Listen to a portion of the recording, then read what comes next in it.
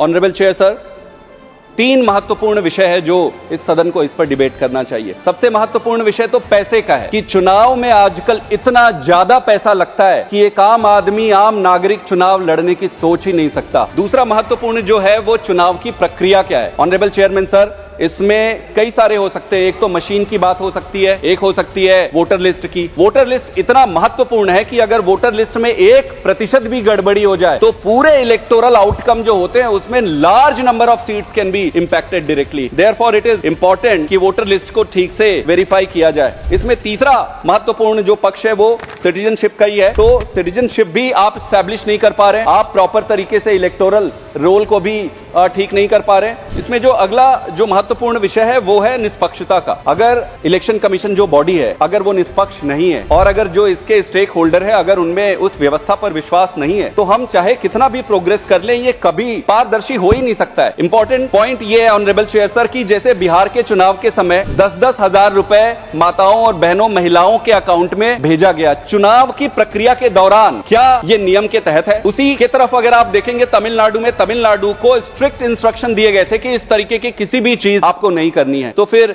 2 तरीके के ये कैसे प्रैक्टिकली पॉसिबल है?